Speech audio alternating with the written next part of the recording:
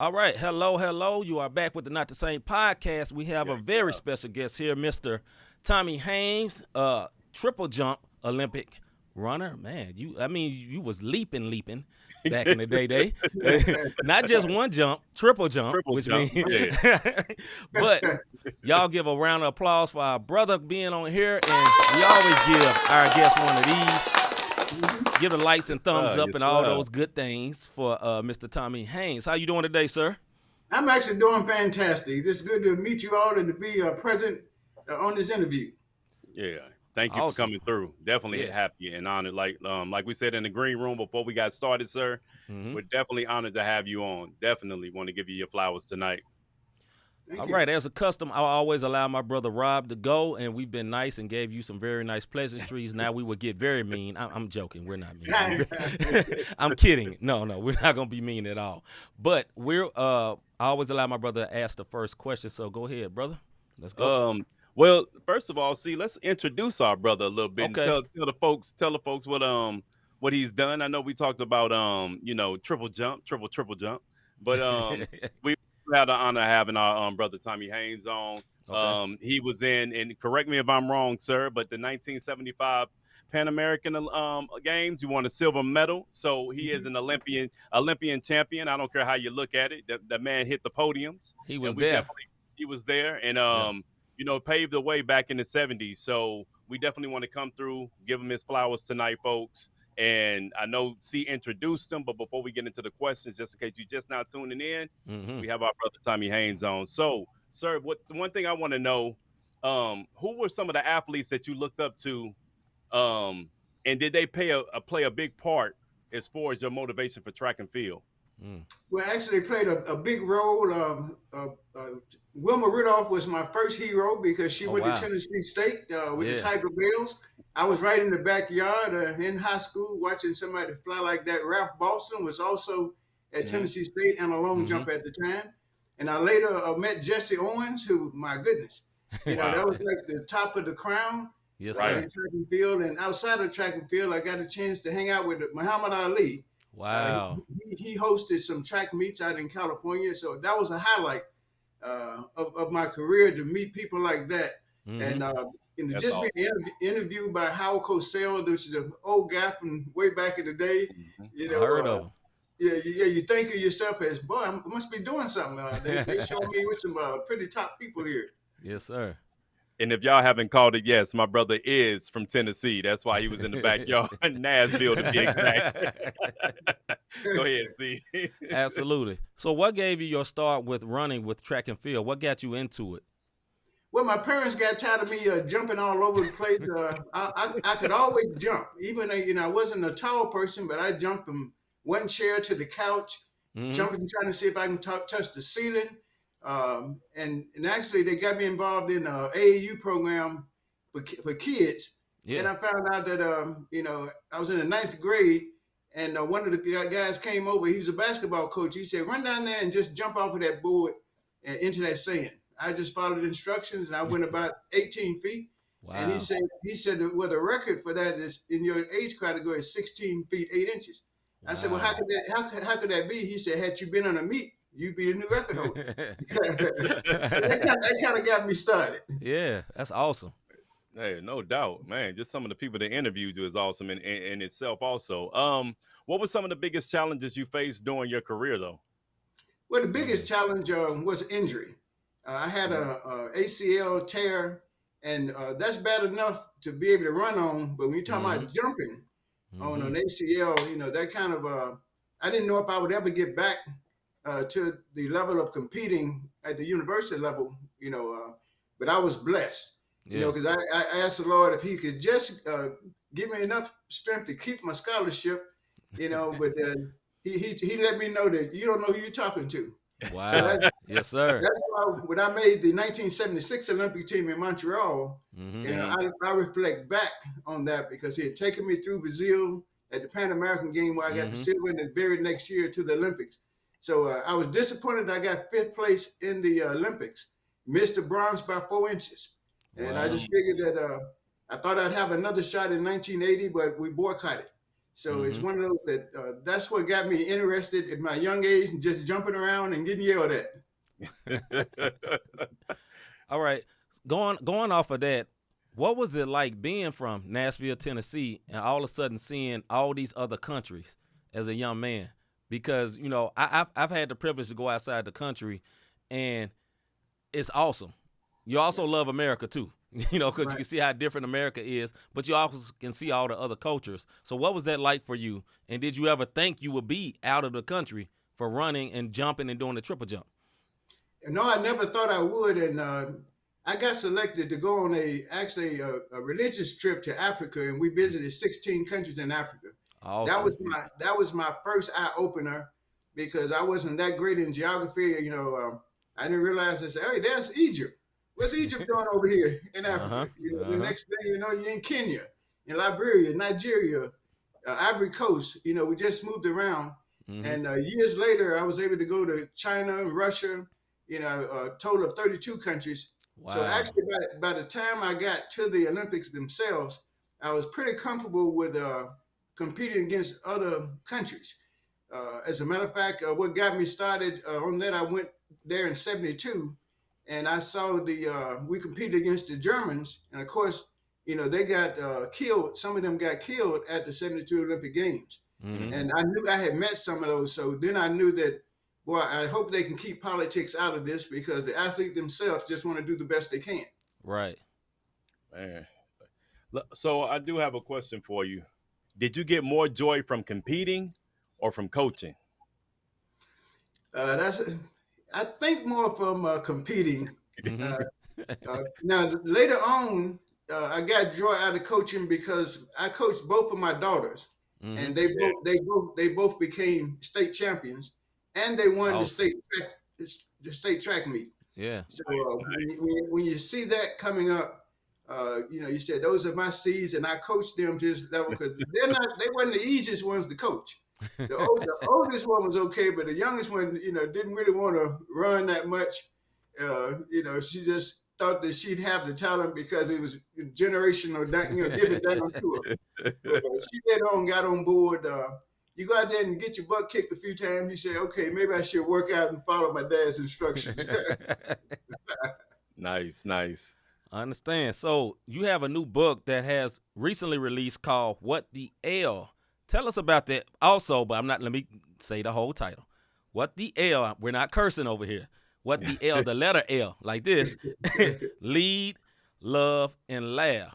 And we got a little graphic for it right here. What the L? Lead, love, and laugh by Mr. Tommy Z. Haynes. Available on Amazon.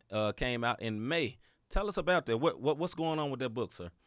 Okay, and I always do things in threes because I was a triple jumper, so that's why Yeah, you yeah. leave to laugh. In the triple jump, it's a hop, step, and a jump. Mm-hmm. And this book goes behind the curtains. I hopped to the Olympics, I stepped in the military, and I Hey. jumped into politics. And Mm, those are three distinct things, but you have to use some of the same leadership tactics Mm-hmm. in one to get to your finished goal. And Mm-hmm. also, I laugh at myself and I love other people because I always tell them it's not about them, it's not about me, it's about the one who created us all. right, Absolutely. So it's one of those that I try to make it an inspirational book. It's a short book, only about Mm-hmm. 112 pages. My book, biggest compliments is My kind of book right there. the yeah, and the older people told me thanks a lot for doing the larger print. She said, they said, I can read this without trying to adjust the lights and stuff. And Uh-huh. I said it probably came because I didn't consider myself liking writing, and I'm not a big reader.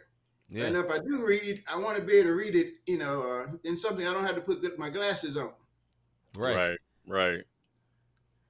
So, if without giving a spoiler on your book, what do you hope the readers get from the experiences that you've shared just through life's journeys? I hope they get the inspirational side of it, and that's the kind of feedback I'm getting right now. I had a coworker that came to me and said she laughed and she cried. Mm. I didn't have to ask her what parts that she laughed on or what parts she cried because that was her take. Now I Right. know the part that she probably cried on. I lost my wife to ovarian cancer, and this Oh man. book is dedicated to her. Yeah. Because she always said that I should write a book because I had people in my own family that didn't know I was in the Olympics. I had Oh my people in my goodness. own Wow. family. I had people in my own family that didn't know I almost became the mayor of the capital of Frankfurt. But it's because Wow. I had that 20-year gap in the military. Mm-hmm. That once you moved beyond your family, they don't keep up with you. Right. Right. Everybody's got their own life, and Right. 20 years is a long time. I might have a cousin that's 5, but when I come back, they 25. Right. Right. That's So true. that's a long time to be away. Yeah. Wow. So I had this question. One of my closest friends just retired from the military, and we're around the same age. He's in early 40s, and I saw what it done to his life. This man was homeless. I was his only friend at the time. When he went in without a lot going for him, he came out. This man is married, got like 4 kids, retirement. He got all these awards. I went to the ceremony in D.C., and I was like, man, I was crying because I saw my friend go from nothing to something. And I want to know, knowing that about him as being a military man, how much did the military help you? Oh, quite a bit, because it gives you such a good foundation. Mm-hmm. And that's like anything else. If you have a good foundation, you can build on that. You can build on having a good family. You Yeah. can build on a good job. Because, you also realize that you don't have to start from the top. Yeah. It's one of those that, you start from where you are and do the best you can at that. And in the military, that's how you move up in rank. Mm-hmm. You know that you got to increase your educational opportunities. You know that your jobs are going to get a little bit more difficult as you move up. Yeah. And that's the same thing that you try to do when you're an athlete. Nobody wants to be a college player forever.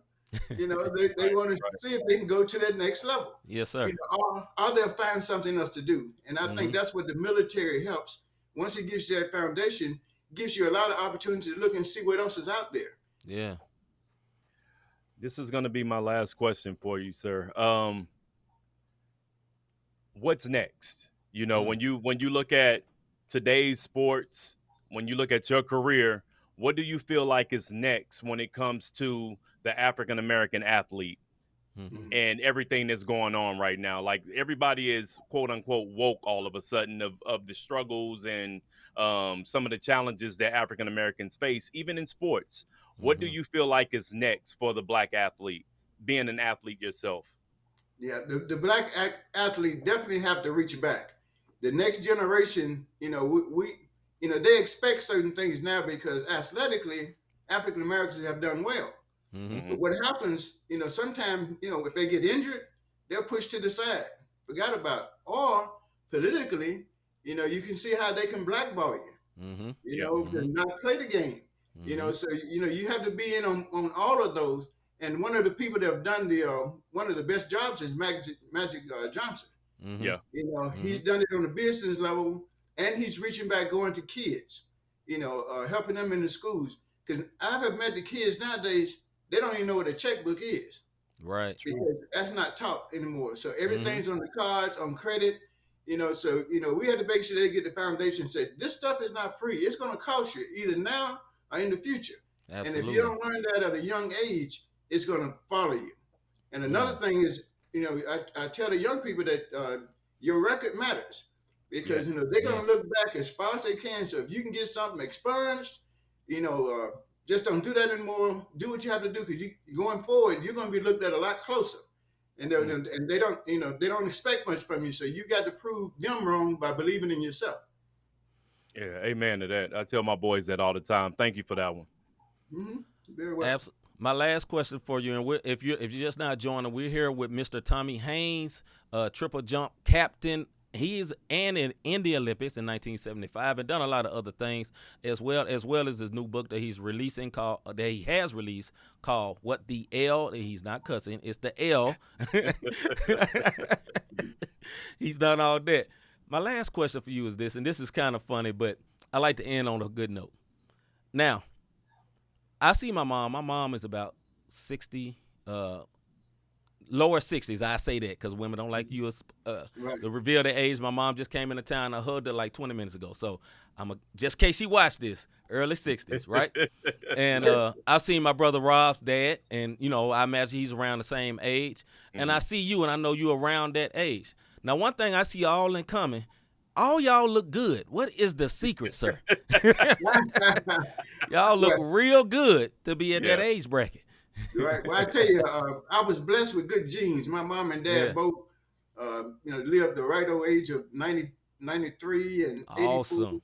And they even look good, when they left this earth. So I can't take any credit there. But I do try to somewhat watch what I eat. I'm not on a diet of any kind, but portion-wise, I try to keep it. And don't let this fool you now. They do have some stuff called Just for Men. So you might see me again, and it might not look exactly this way. That's classic, bro. I understand. I'm out the conversation, so I ain't. Well, I've been debating just for whatever, and my wife say no, I love it, so I listen to her. So, well, just in case some of the people are looking, I want to make sure they understand. I was actually in the '76 Olympic Games. '75 was the Pan American Games. Yeah. Yes. Yeah. Okay. Yes, sir. And you got the silver in the Pan American Games, right? The silver medal. Correct. Yes, sir. Yes, sir. All right, I got one more question, Rob, if you don't mind. No, just go came for it, to bro. me. What is the thing that you miss the most about competing? I think the people. The one good thing about competing, you meet people from all over the United States. At one time I just knew the people in Tennessee. Then I knew the people in the Southeast. Yeah. Then when I went out in California, I got another whole body of people that even to this day. And the same thing about the military. It's like a fraternity. I've talked to 4 people today they heard about the book, and they text me, call and that kind of stuff. And we stay connected. We know each other's families, and we talk about the same thing. Their kids were kids and we know them, and now they're parents themselves and we're laughing at them. They thought we were so bad. Now we're laughing at them because they happen to go through the process. So that's what I miss the most. The competition, I can watch other people compete and get a good joy out of that. So I don't miss that so much, but and especially this pandemic has really taught me that I really like to be out and about. I ran for mayor here. I was on the city commissioner real quickly. Okay. For 3 terms, and I was the mayor pro tem 2 of those terms, total of 6 years, and I ran for mayor in 2020. And I was the first African American to ever run for mayor, and I missed the mayor by 113 votes. Lost to a local, kid here. So, I think a lot of things speak for themselves if you just, get out there, because I'm involved in the community a lot, and a lot of people know that I'm only going to try to do that thing to help all people. And they seem to like that. And currently, I'm an executive director for a nonprofit, and what we do is help people that have trouble with their rent, utilities, and medical. Yes, sir. So when I feel like when I'm helping people, I get more joy out of that. Yeah. And one more real quick thing. I originally wrote this book. It was going to be like a memoir to my family, because when I went to a reunion and a cousin said, "Were you really in the Olympics?" I said, "Yeah, my son had told it." And then when I went back and somebody said, "Did somebody tell me you were running for mayor?" I realized there's a gap, and I almost called the book Before I Die. I'm so glad I changed that one. Yeah, I think you got the right title now. Yeah, you got the right title. But I really appreciate you all's absolutely. interview. No, thank you for coming on once again. Also, if I'm not sure if you're on social media, but if you are, let people know where they can find you, and also where they can find the book. Yeah. Okay. Well, all of my taglines are at Tommy Z Haynes. Smart man. Also at the bottom of the book, and it can be found on Amazon. Okay. And it's both in hardback, softback, and Kindle, whatever they call that automation thing. Hey, salute to Mr. Haynes here for having the book ready and available to put up on the screen. I think you are our first guest, sir, to have the product in hand and let it be known. Right. Hey, that's like that thing that said, "Don't leave home without it." Nice. All right. Ladies and gentlemen, that was Mr. Tommy Haynes. Y'all give it up for him one time. And thank you, sir, for coming on the Not the Same podcast. Yes.